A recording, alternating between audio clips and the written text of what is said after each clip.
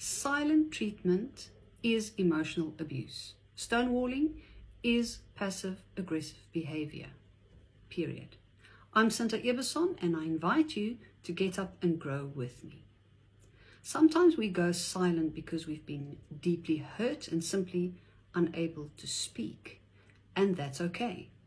And sometimes we go silent because we want to avoid saying something that we might regret afterwards, and that is wise. And sometimes we go silent to buy ourselves a bit of time to think about things, to gain new perspective, and perhaps formulate an appropriate response, and that is okay. But these silences are short periods and they are not habitual.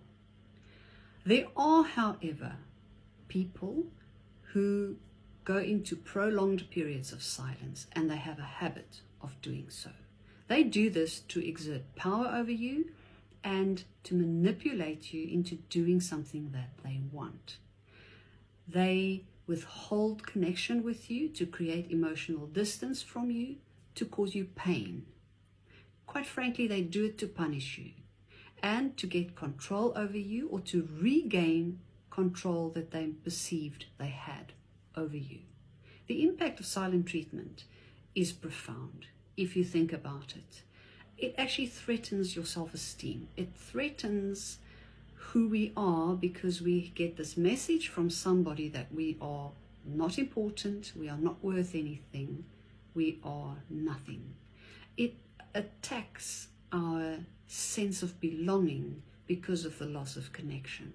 We have a sense of belonging in a relationship with this person, in a family with this person, in a work environment with this person. The silent treatment leads us to question the meaning of our own existence because we are treated this way. And it also leads us to question the control that we have over our own lives. It's actually very threatening and very, very painful. But silent treatment also tells us a lot of interesting things about the people who dish it out.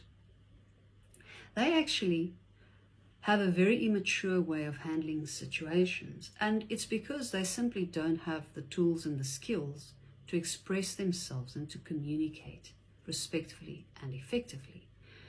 And it also indicates that they are avoiding intimacy. On various levels, they would rather give you the silent treatment than engage properly with you. People who dish out silent treatment are also often doing it because they are avoiding a very needed and important and necessary conversation that has to be had. And some of them give you the silent treatment because they actually owe you an apology, but they won't give it to you. Very interesting. Silent treatment might also be an indication that they had unhealthy attachment in their childhood. But all these things are challenges that they have to work through themselves. You can't help them with it. You can't do it for them. And quite frankly, people who give other people the silent treatment are unfair and unkind and simply just mean. Yes, silent treaters are toxic. Yes, they are abusive. So what do we do when we get the silent treatment? I have a couple of things for you that you have to do. Firstly, do not take it personally. It's not about you, it's about them. Secondly, don't be manipulated. Don't give in and do whatever it is that they're trying to force you to do. Thirdly, don't engage in a competition with them to see who will outlast the silent treatment. That is simply futile. And what it means also is don't retaliate. Don't retaliate. When you are receiving the silent treatment, don't respond. Don't react. The best response to silent treatment is no reaction. Remember that. And lastly, if you are in a position where you are receiving the silent treatment, whether you are alone with this person or in the company of other people, just remove yourself from the situation and be careful in future that you avoid putting yourself in a position where you can be treated in this abusive manner by that person. Just don't put you in a position where they can abuse you. Okay. And this is what you have to do.